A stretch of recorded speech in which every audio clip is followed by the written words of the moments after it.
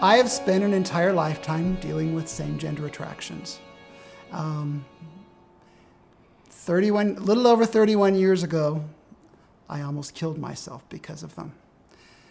As I look back on over those 31 years, pretty much all I feel is just an immense gratitude for all of the people that I've been able to meet and all of the beautiful things that I've seen that God created and all of the mountains that I've been able to climb, both literally and figuratively, to get me to this point. I grew up in a Latter-day Saint home, but it wasn't really a very healthy home. I was the third son to a mother who desperately wanted a girl, and I was the sweet, sensitive type, and so she finally had her girl. She dressed me like a girl. She treated me like a girl. She would put little makeup on me, and she'd dress me all like, all feminine.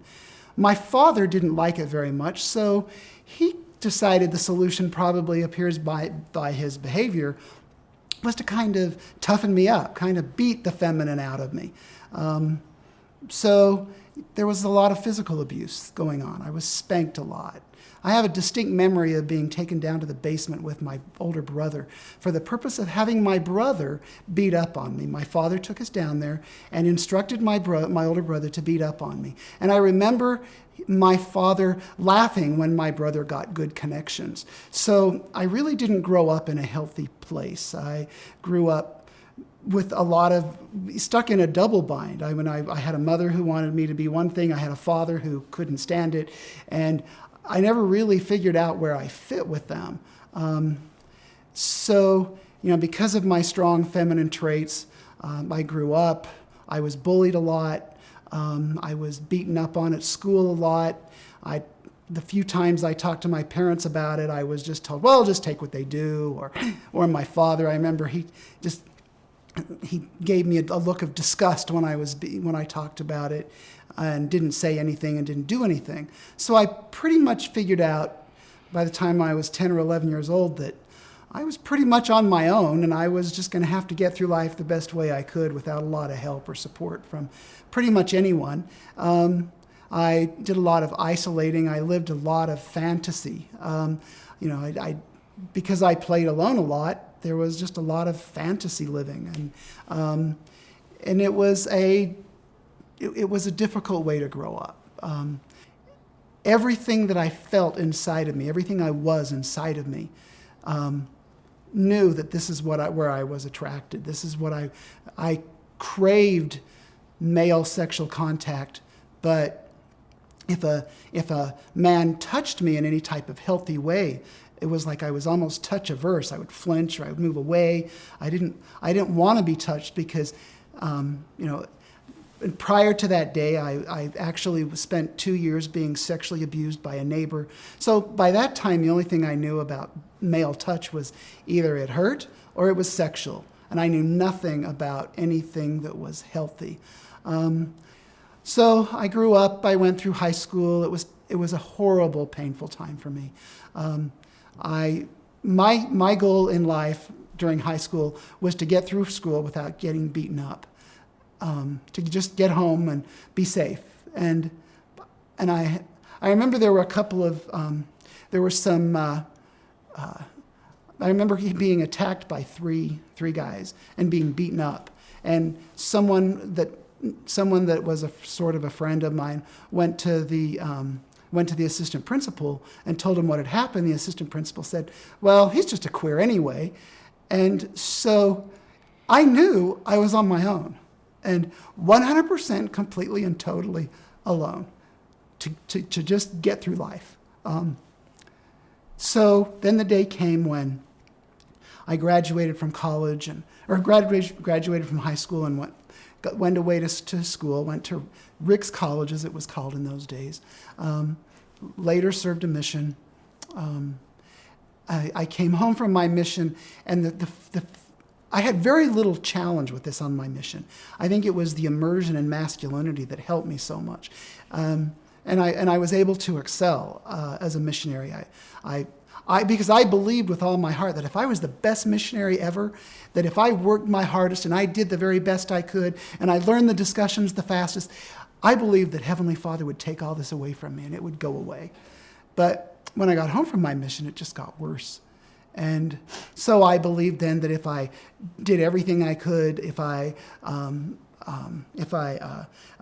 fulfilled my callings and worked really hard and did my home teaching and did all that stuff, went to the temple, and Heavenly Father would take this away from me. But he didn't. It just seemed to be getting worse and worse and worse. During that time when I was trying really hard to just repress everything and I wanted to deny it and depress and stuff it in. And if I did that, it would go away in those days. I had an elders quorum president come to me just out of the clear blue. And he obviously knew what I was facing. He obviously figured out what I was repressing and stuffing. And it kind of bothered me that he'd figured it out because I knew I was then a failure at repressing and stuffing. But he took me aside and very lovingly said, I understand that I have an idea and understanding of what you're facing, and I know it's going to be difficult for you. But if you'll fill your life with goodness, if you'll read good books, and if you'll watch good movies, and if you'll just make sure you surround yourself with goodness, listen to good music, it'll make your life a lot better. Although I have been far from perfect on it, I've put a lot of energy that direction. And his counsel has had such an impact on my life. But as I said, things never got better. They didn't get better. They didn't get better. Going to church leaders in those days wasn't very helpful. I was given some pretty bad advice. I was told once by a church leader that if I would play basketball, it would secrete a hormone that would cure this. I played basketball all the time after that. And all it did was serve to reinforce that I'm not like the other guys because I was really bad at this. And it didn't do anything to help me with this. The Spirit was working on me through all of this time. I was faithful to my wife because that's just the kind of person I am. Even though it hurt every day, every inch of my body craved male sexual contact. 24 hours a day, 7 days a week, 365 days a year, I controlled myself all day and dreamt about it all night. And I woke up feeling so creepy and so ugly, and my life was so full of shame, and I lived in fear of someone ever finding out about this. It was just shame and fear. Those were the emotions that controlled my life during that period. But I really wanted life to get better. And I didn't read the scriptures anymore because I was angry at God. I was angry at the church. Why did I want to do that?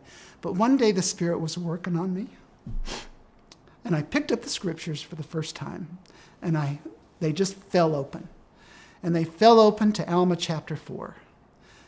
Men and brethren of the church, have you had this mighty change in your heart? Have you had his image placed upon your countenance? And I knew that I hadn't.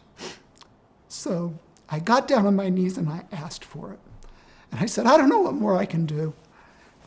You've rejected me through this whole thing. You've turned your back on me. This is what I want. I've done everything I can do. I've gone to the temple. I've done all the works. I've done them and I've done them and I've done them. And I still haven't had this. What do I have to do to have this? And it happened.